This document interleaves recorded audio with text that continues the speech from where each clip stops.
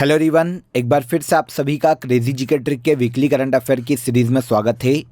तो आज के इस सेशन में देखिए हम 30 सितंबर से लेकर 6 अक्टूबर तक के सभी करंट अफेयर को यहाँ पर डिटेल में डिस्कस करने वाले हैं।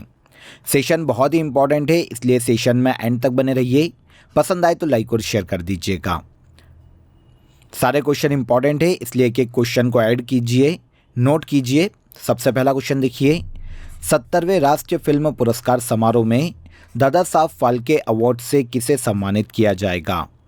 आपको पहले तो दादा साहब फाल्के अवार्ड के बारे में पता होना चाहिए।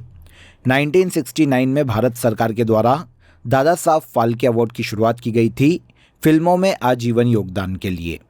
सबसे पहली बार 1969 में देविका रानी रॉरिक को दादा साहब फाल्के अवार्ड से सम्मानित किया गया था और हाल ही में 54वें दादा साहब फाल्के अवार्ड दिए जाने की घोषणा की गई, जो कि दिया जाएगा मिथुन चक्रवर्ती को।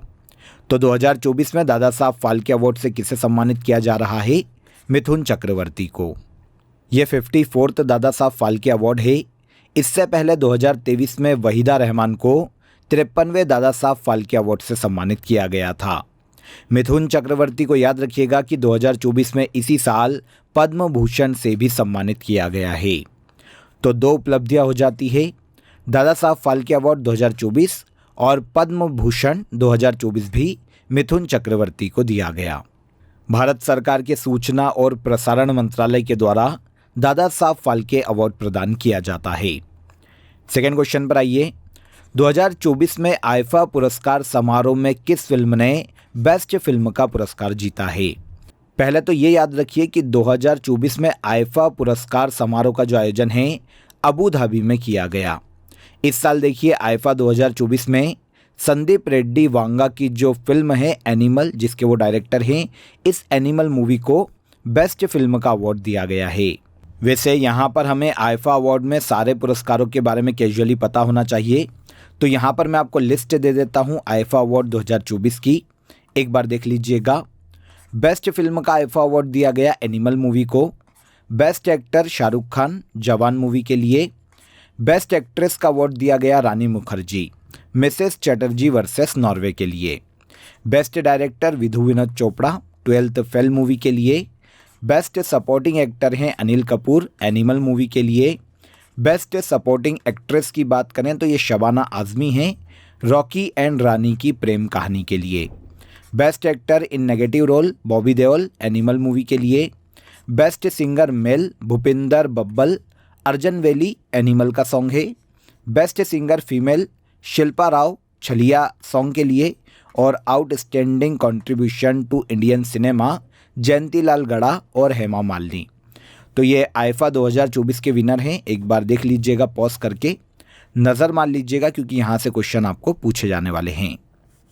नेक्स्ट क्वेश्चन देखिए, इंटरनेशनल स्पेस स्टेशन पर फंसे अंतरिक्ष यात्रियों सुनीता विलियम्स और बुच विल्मोर को वापस लाने के लिए नासा और स्पेस एक्स ने कौन सा मिशन लॉन्च किया है? तो इंटरनेशनल स्पेस स्टेशन पर आप सभी को पता है कि सुनीता विलियम्स जो कि भारतीय मूल की अंतरिक्ष यात्री है और बुच विल्मोर ये दोनों ही फंस गए हैं। इन्हें लाने के लिए नासा और स्पेस एक्स ने संयुक्त रूप से क्रू 9 मिशन को लॉन्च किया है। आंसर भी करेक्ट हो जाएगा। क्रू 9 मिशन को अमेरिका के फ्लोरिडा में Cape Canaveral Space Force Station से लॉन्च किया गया।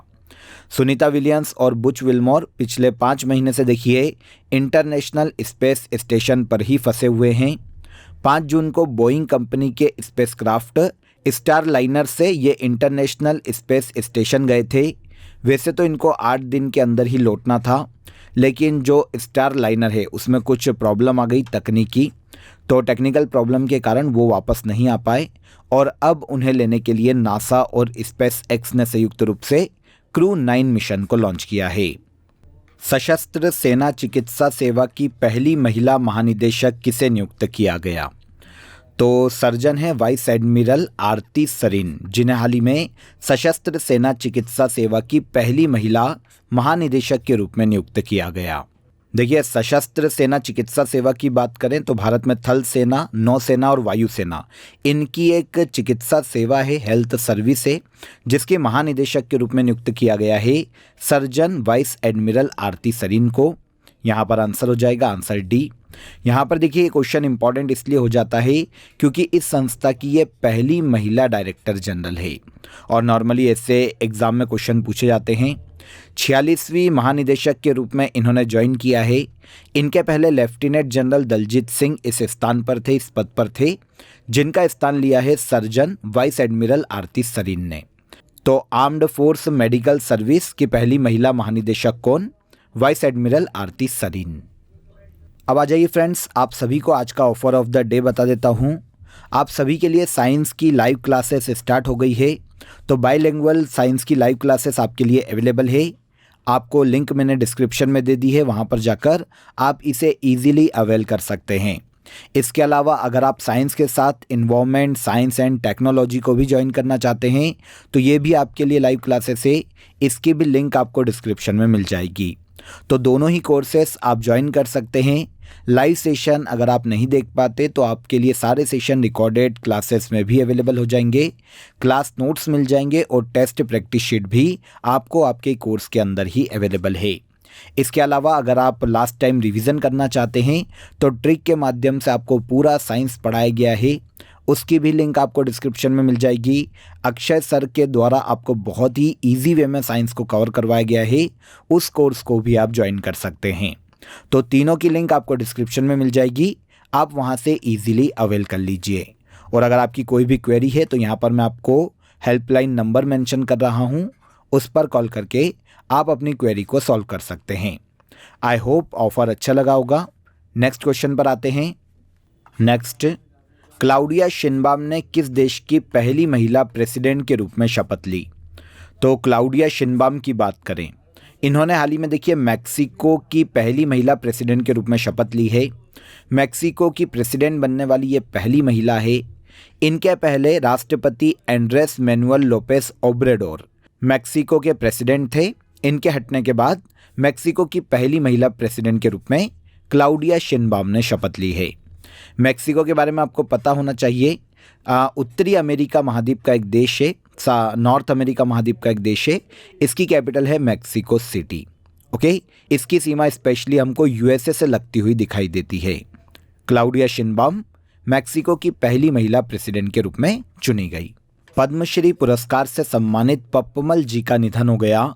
इन्हें किस क्षेत्र में पद्मश्री से सम्मानित किया गया था? तो पद्मश्री अवार्ड से सम्मानित है पप्पमल जी, जिनका हाल ही में निधन हो गया। इन्हें ऑर्गेनिक एग्रीकल्चर के क्षेत्र में पद्मश्री से सम्मानित किया जा चुका है। महिला किसान पप्पमल जी की बात करें तो ये भारत के तमिलनाडु राज्य से बिलोंग करती है। जैविक कृषि में योगदान के लिए इन्हें 2021 में पद्मश्री दिया गया था। जैविक खेती या ऑर्गेनिक फार्मिंग के बारे में आपको पता होना चाहिए। एक ऐसी कृषि पद्धति जिसमें फसलों का जो उत्पादन है नॉर्मली नेचुरल मेथड से किया जाता है। किसी भी प्रकार के जो केमिकल फर्टिलाइज़र होते हैं, पेस्टिसाइड होते हैं, इनका यूज़ नहीं किया जाता। तो पद्मश्री से सम्मानित है तमिलनाडु की महिला किसान पप्पमल जी। इनका हाल ही में निधन हो गया। ऑर्गेनिक एग्रीकल्चर या जैविक कृषि के लिए इन्हें पद्मश्री दिया जा चुका है। इसके बाद आइए, सितंबर 2024 में तूफान हेलेन से कौन सा देश प्रभावित हुआ? तो सितंबर 2024 में तूफान हेलेन से अमेरिका सबसे ज़्यादा प्रभावित हुआ है। अमेरिका के साउथ ईस्ट में ये तूफान फ्लोरिडा से टकराया था, उत्तरी अटलांटिक महासागर में आया था, जिसके कारण अमेरिका के फ्लोरिडा में 100 से ज़्यादा लोगों की मृत्यु हुई थी। तो सितंबर 2024 में तूफान हेलेन ने प्रभावित किया है अमेरिका को, जो कि उत्तरी अमेरिकी महाद्वीप का देश है। और ये तूफान देखने को मिला है कहाँ पर? नॉर्थ अटलांटिक ओशियन में। तो इस फैक्ट को भी याद रखिएगा, पूछा जा सकता है। काजिंद 2024 नामक संयुक्त सैन्याभ्यास किन दो देशों के द्वारा आयोजित किया जा रहा है? तो देखिए, काजिंद 2024 नामक जो संयुक्त मिलिट्री एक्सरसाइज है, इसका आयोजन किया जा रहा है इंडिया और कजाकिस्तान के मध्य में। वैसे काजिंद नाम की जो वॉर या मिलिट्री एक्सरसाइज है वो इंडिया और कजाकिस्तान के मध्य में ही आयोजित की जाती है। 2024 में इसका आयोजन उत्तराखंड के ओली में शुरू हुआ और इस साल 2024 में ये इसका 8th एडिशन है, याद रखिएगा। आयोजन उत्तराखंड के ओली में, किसके मध्य में? इंडिया और कजाकिस्तान के मध्य में। सेनाओं के बीच में तालमेल बढ़ाना आपसी अनुभव को साझा करना और किसी भी इमरजेंसी की सिचुएशन में एक दूसरे का सहयोग करना काजिंद मिलिट्री एक्सरसाइज को आयोजित किए जाने का मुख्य उद्देश्य है। सबसे पहली बार इस मिलिट्री एक्सरसाइज की शुरुआत दोनों देशों के मध्य में 2016 में की गई थी और लास्ट ईयर 2023 में जो 7th एडिशन है कजाकिस्तान के ओटार में आयोजित किया गया था और इस साल 2024 में काजिंद 2024 जो कि 8th एडिशन है उत्तराखंड के ओली में शुरू हुआ। किन दो देशों की सेनाओं के मध्य में आयोजित किया जाता है? इंडिया और कजाकिस्तान। नेक्स्ट क्वेश्चन पर आइए, हिजबुल्लाह चीफ हसन नसरल्लाह कहाँ मारा गया? तो देखिए यहाँ पर पहले तो ये जान लीजिए कि इजराइल और लेबनान के मध्य में हाल ही में देखिए एक क्रिटिकल सिचुएशन देखने को मिली थी जहाँ पर इजराइल ने लेबनान पर अटैक किया था। उसके बाद लेबनान के बैरूत में हिजबुल्लाह के चीफ हसन नसरुल्लाह की उस अटैक में मृत्यु हुई थी। यहाँ पर हिजबुल्लाह के बारे में आपको पता होना चाहिए, एक शिया इस्लामिक राजनीतिक और सैन्य गठबंधन है, कहाँ का? लेबनान का, जिसकी स्थापना 1982 में इजराइल के लेबनान आक्रमण के दौरान हुई थी। इजरायली डिफेंस फोर्स के अनुसार लेबनान की राजधानी बैरूत में उसने हिजबुल्लाह के चीफ हसन नसरुल्लाह को एक अटैक में मार गिराया है। तो हिजबुल्लाह चीफ हसन नसरुल्लाह कहाँ मारा गया? क्वेश्चन हमारा ये है। तो ये मारा गया है लेबनान के बैरूत में। आगे, वर्ल्ड हार्ट डे कब मनाया जाता है? तो पूरे वर्ल्ड में वर्ल्ड हार्ट डे के रूप में मनाया जाता है 29 सितंबर। अगर देखिए वर्ल्ड हार्ट डे की थीम की बात करें तो 2024 में use heart for action world heart day की थीम है। विश्व हृदय दिवस की शुरुआत सबसे पहली बार 1999 में वर्ल्ड हेल्थ ऑर्गेनाइजेशन और वर्ल्ड हार्ट फेडरेशन के द्वारा संयुक्त रूप से की गई थी। 1999 से हर साल हार्ट डिसीज़ के प्रति लोगों को जागरूक करने के उद्देश्य से और हार्ट की देखभाल को बढ़ावा देने के उद्देश्य से वर्ल्ड हार्ट डे ऑब्जर्व किया जा रहा है। तो पहली बार कब मनाया गया था? तो पहली बार मनाया गया था 1999 में। और हर साल कब मनाया जाता है? तो ये मनाया जाता है 29 सितंबर को। देखिए वर्ल्ड हार्ट फेडरेशन के एक डेटा के अनुसार हर साल पूरे वर्ल्ड में लगभग 20 मिलियन से अधिक लोगों की मृत्यु है ना हार्ट अटैक के कारण होती है। तो भाई हार्ट का ध्यान रखना ज़रूरी है, हार्ट की केयर करना ज़रूरी है। इस उद्देश्य से वर्ल्ड हार्ट डे ऑब्जर्व किया जाता है 29 सितंबर को। इसके बाद सितंबर 2024 में भारत के पीएम नरेंद्र मोदी ने बिडकिन इंडस्ट्रियल एरिया देश को समर्पित किया। बिडकिन इंडस्ट्रियल एरिया किस राज्य में स्थित है? तो बिडकिन इंडस्ट्रियल एरिया की बात करें तो ये देखने को मिलता है महाराष्ट्र में, जिसे हाल ही में भारत के पीएम नरेंद्र मोदी ने देश को समर्पित किया है। महाराष्ट्र में ये दिल्ली मुंबई इंडस्ट्रियल कॉरिडोर का एक हिस्सा है। बिडकिन इंडस्ट्रियल एरिया 7,855 एकड़ लैंड पर फैला हुआ है और इसे बनाने में जो टोटल लागत है वो 6,414 करोड़ रुपए आई है और अब ये पूरी तरीके से बनकर तैयार हुआ और भारत के पीएम नरेंद्र मोदी ने इसका हाल ही में इनॉग्रेशन किया। बिडकिन इंडस्ट्रियल एरिया किस राज्य में स्थित है? महाराष्ट्र में। भारत ने स्थानीय भाषाओं में जनरेटिव एआई के लिए कौन सा प्रोजेक्ट शुरू किया है? तो भारत के department of science and technology ने स्थानीय भाषाओं में जनरेटिव एआई के विकास के लिए भारत जेन प्रोजेक्ट की शुरुआत की है। भारत जेन प्रोजेक्ट की बात करें तो भारत की पहली government funded multi modal AI initiative है जिसे आईआईटी बॉम्बे के नेतृत्व में शुरू किया गया। भारतीय भाषा मतलब जैसे तमिल, तेलुगु, मराठी, हिंदी, इन अलग अलग लैंग्वेजेस में ये जो एआई है काम कर सकेगी। तो इस तरीके से स्थानीय भाषाओं में जनरेटिव एआई के लिए भारत जेन प्रोजेक्ट की हाल ही में शुरुआत की गई। इसके बाद आगे चलिए, प्रधानमंत्री नरेंद्र मोदी ने धरती आबा जनजाति ग्राम उत्कर्ष अभियान की शुरुआत कहाँ से की है? तो 2 अक्टूबर 2024 को भारत के पीएम नरेंद्र मोदी ने झारखंड के हजारीबाग से धरती आबा जनजाति ग्राम उत्कर्ष अभियान की शुरुआत की। देखिए यह जो योजना है इसका नामकरण बिरसा मुंडा जिन्हें धरती आबा मतलब पृथ्वी पिता के नाम से जाना जाता है, इनके नाम पर या इनके सम्मान पर रखा गया है। बिरसा मुंडा जो कि झारखंड से एक बहुत ही फेमस स्वतंत्रता संग्राम सेनानी थे, इन्हें झारखंड में धरती आबा कहा जाता है मतलब पृथ्वी पिता। तो इन्हीं के सम्मान में धरती आबा जनजाति ग्राम उत्कर्ष अभियान की भारत के पीएम नरेंद्र मोदी ने शुरुआत झारखंड के हजारीबाग से की है। उद्देश्य क्या है? तो इसका उद्देश्य केंद्र सरकार के 17 अलग अलग मिनिस्ट्रीज और जो डिपार्टमेंट है उनको एक साथ लाकर भारत के आदिवासी क्षेत्रों को सोशल इंफ्रास्ट्रक्चर देना, हेल्थ देना, एजुकेशन देना, आजीविका अच्छी प्रदान करना और उनका विकास करना है। तो इस तरीके से धरती आबा जनजाति ग्राम उत्कर्ष अभियान भारत के पीएम नरेंद्र मोदी के द्वारा झारखंड के हजारीबाग से शुरू किया गया। 2 अक्टूबर 2024 को महात्मा गांधी की कौन सी जयंती मनाई गई? 2 अक्टूबर 2024 को महात्मा गांधी की 155वीं जयंती को सेलिब्रेट किया गया। आपको पता होना चाहिए कि महात्मा गांधी का जो जन्म है गुजरात के पोरबंदर में 2 अक्टूबर 1869 में हुआ था और इनका निधन हुआ था 30 जनवरी 1948 में।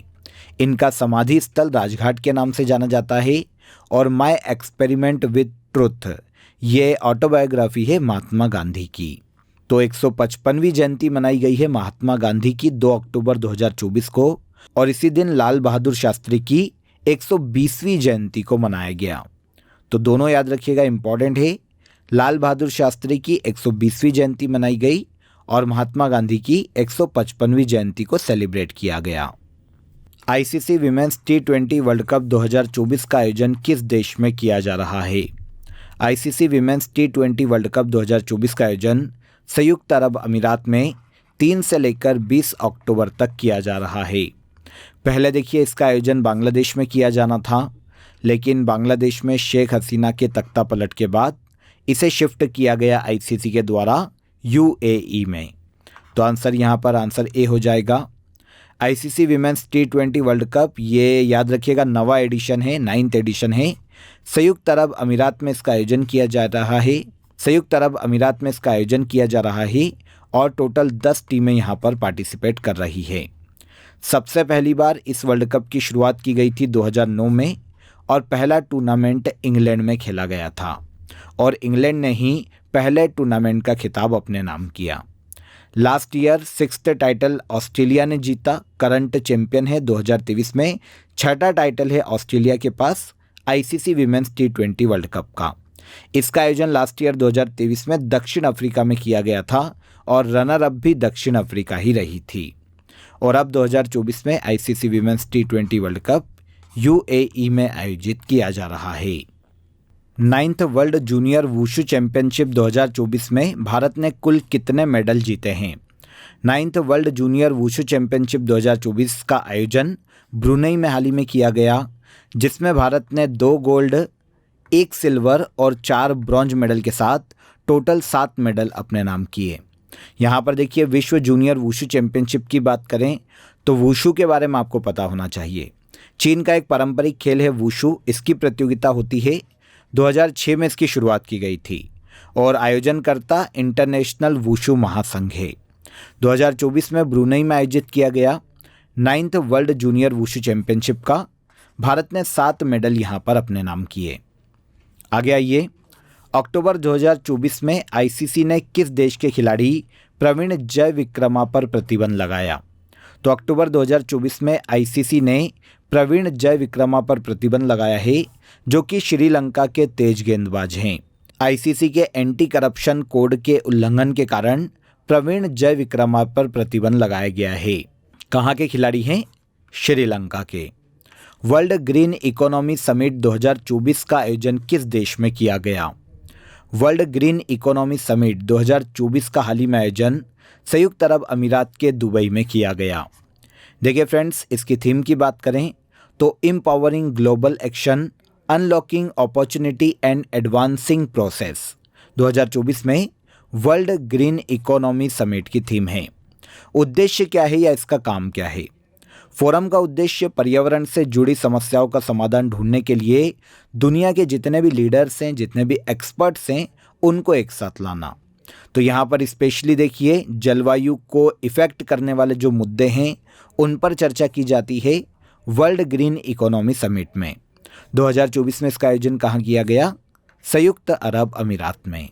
3 अक्टूबर 2024 को प्रधानमंत्री इंटर्नशिप योजना 2024 शुरू की गई।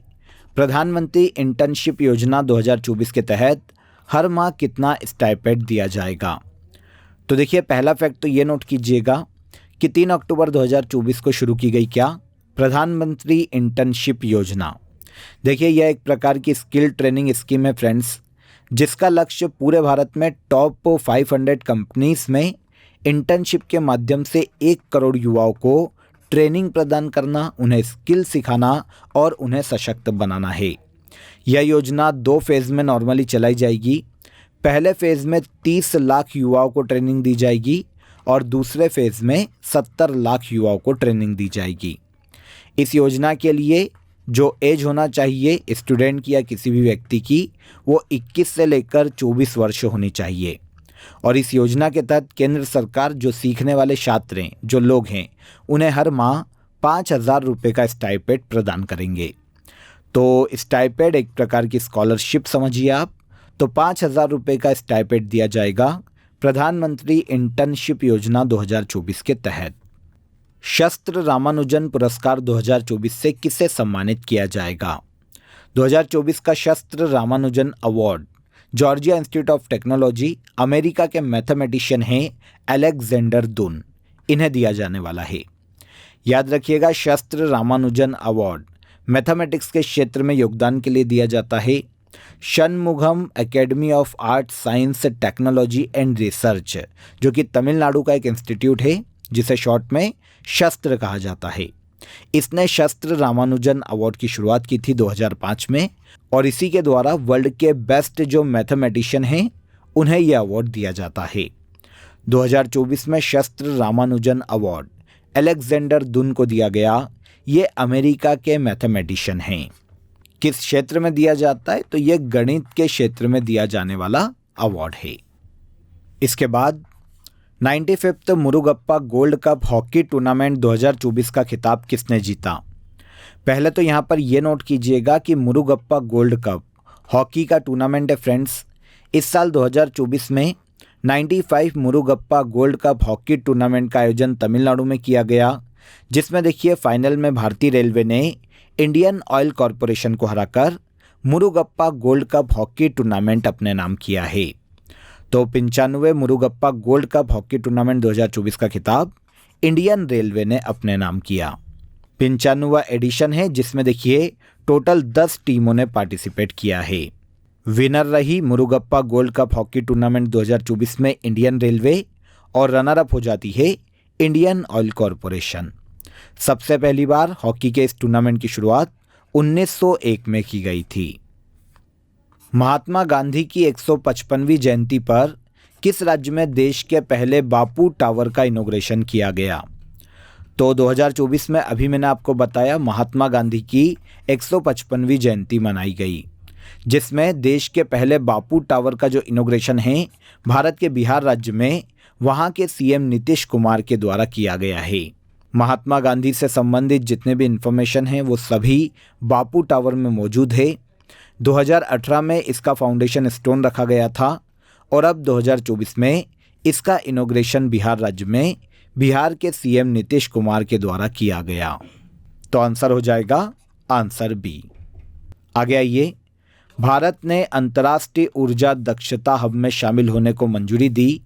अंतर्राष्ट्रीय ऊर्जा दक्षता हब किस संगठन की पहल है। देखिए, हाल ही में सेंट्रल कैबिनेट ने इंटरनेशनल एनर्जी एफिशिएंसी हब में शामिल होने को मंजूरी दी है। यह जो इनिशिएटिव है इंटरनेशनल एनर्जी एजेंसी का इनिशिएटिव है। उद्देश्य की बात करें तो देशों को मिलकर ऊर्जा के क्षेत्र में काम करने और पर्यावरण की रक्षा करने के तरीकों पर काम करना, यह मुख्य उद्देश्य है इंटरनेशनल एनर्जी एफिशिएंसी हब का। अभी तक 16 देश इसके मेंबर थे। इंडियन गवर्नमेंट ने या सेंट्रल कैबिनेट ने इसमें शामिल होने को मंजूरी दी है, जिसके बाद भारत इस हब का 17वां सदस्य देश बन जाएगा। तो international energy efficiency hub international energy agency का एक इनिशिएटिव है। ब्रिटेन ने इंडियन ओशन में स्थित चागोस द्वीप को किस देश को सौंपने का फैसला किया है। तो पहला फैक्ट आपको यहाँ पर यह नोट करना चाहिए कि चागोस द्वीप किस ओशन में स्थित है, किस महासागर में स्थित है। तो ये इंडियन ओशन में देखने को मिलते हैं। देखिए 58 द्वीपों का एक समूह है चागोस द्वीप। छोटे छोटे आइलैंड हैं यहाँ पर और टोटली ये कहलाता है चागोस द्वीप। ये द्वीप अभी तक ब्रिटेन के अंडर में थे। ब्रिटेन ने इन द्वीपों को मॉरिशस को सौंपने का फैसला किया है। तो आंसर डी हो जाएगा। ब्रिटेन ने हिंद महासागर में स्थित चागोस द्वीप को मॉरिशस को सौंपने का फैसला किया है। इसके बाद लास्ट क्वेश्चन पर आइए। अक्टूबर 2024 में कैबिनेट ने किन भाषाओं को शास्त्रीय भाषा का दर्जा दिया है? तो अक्टूबर 2024 में सेंट्रल कैबिनेट ने 5 भाषाओं को क्लासिकल लैंग्वेज का दर्जा देने की मंजूरी दी, जिसमें मराठी, पाली, प्राकृत, असमिया और बंगाली शामिल है। आंसर बी यहाँ पर करेक्ट हो जाएगा। इन 5 को मिलाकर अब क्लासिकल लैंग्वेज की संख्या भारत में 11 हो जाएगी, क्योंकि इनके पहले भी तमिल को सबसे पहली बार 2004 में शास्त्रीय भाषा का दर्जा दिया गया था। इसके बाद संस्कृत को 2005 में, 2008 में संयुक्त रूप से कन्नड़ और तेलुगु लैंग्वेज को क्लासिकल लैंग्वेज का दर्जा दिया गया, मलयालम को 2013 में और ओडिया को 2014 में क्लासिकल लैंग्वेज का दर्जा दिया गया था। तो पहले 6 क्लासिकल लैंग्वेजेस थी और अब 5 और बड़ी है, तो इनको मिलाकर टोटल क्लासिकल लैंग्वेजेस हो जाती है टोटल 11। तो केंद्र सरकार ने मराठी, पाली, प्राकृत, असमिया और बंगाली को क्लासिकल लैंग्वेज का दर्जा दिए जाने की घोषणा की है। क्लियर? तो यहाँ पर देखिए हमने 30 सितंबर से लेकर 6 अक्टूबर तक के सभी करंट अफेयर को यहाँ पर डिटेल में डिस्कस किया। एक एक फैक्ट हमने समझा, एक एक क्वेश्चन हमने समझा जो कि इम्पॉर्टेंट है और एग्जाम में पूछा जा सकता है। वीडियो पसंद आया हो तो वीडियो को लाइक और शेयर कर दीजिएगा, चैनल को सब्सक्राइब कर लीजिए। फिर मुलाकात करेंगे नेक्स्ट वीडियो में, तब तक अपना ख्याल रखिएगा। जय हिंद, जय भारत।